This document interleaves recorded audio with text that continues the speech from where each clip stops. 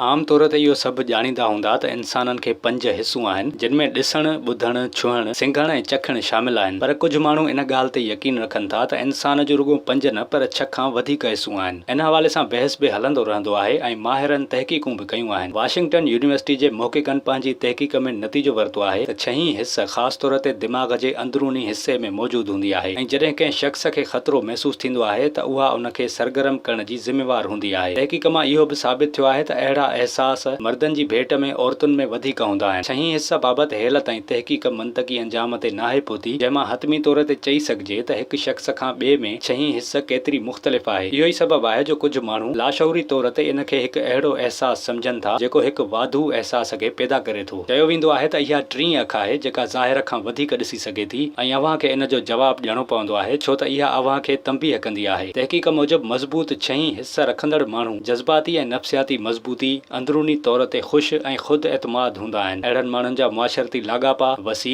ऐं इन्हनि में कामयाबीअ जूं ख़ासियतूं हूंदियूं आहिनि। 6 हिस 5 अहसासनि खां हटी करे वाक़िअनि खे परे खां सम्झण जी सलाहियत मां ज़ाहिर थिए थी। इन्हनि अहसासनि में रवायती 5 हवासनि खां ॿाहिरि ज़हन खे हासिल थींदड़ जज़्बनि बाबति ॼाण हासिल करण बि शामिल हूंदो आहे। तहक़ीक़ मूजिबि 6 हिस जा केतिरा ई क़िस्म आहिनि। मिसाल तौर को वाक़ियो थियण खां अॻकथी करणु या ख़्यालनि खे पढ़णु 6 हिस जा आला मिसाल आहिनि। तहक़ीक़ मूजिबि कुझु आदतूं अव्हां जी 6 हिस में बहितरी आणे सघनि थियूं। कंहिं शइ बाबति हक़ीक़ी अकुली तज्ज़िये जो सहारो वठण बदिरां अंदरूनी जबलत जे शऊर ते गौर करियो। पंहिंजे ख्वाबनि खे यादि रखो। इहे लाशऊरी में लिकियल अव्हां जा ख़्याल ऐं अहसास आहिनि। कंहिं काग़ज़ जो ख़ाली टुकड़ो खणो ऐं का बि सोच जेका अव्हां जे दिमाग़ में घुमी रही हुजे उन खे बिना कंहिं मूंझारे जे लिखी छॾियो। लिखण सां अव्हां जो लाशऊरी ज़हन मज़बूत थींदो। पंहिंजे भरपासे जे माण्हुनि ऐं बेजान शयुनि जे नंढनि नंढनि तफ़सीलनि ते ध्यानु ॾियणु सिखो त जीअं अव्हां खे सन्हियूं ऐं मुंझियल शयूं सम्झण में सवलाई थिए। जॾहिं अव्हां कंहिं सां ॻाल्हायो त ध्यानु ॾियो उन जी तब्दीलियुनि ऐं मूड खे ॾिसो। इन्हनि सभिनी ॻाल्हियुनि खां सवाइ अव्हां खे इहो बि ॿुधायूं त जेतोणीकि 6 हिस खे कुझु माण्हू मञींदा आहिनि पर इहे बि माण्हू आहिनि जेके चवनि था त 8 खां 20 हिसूं आहिनि। पर इन हवाले सां का हतमी राय क़ाइमु नाहे थी सघी।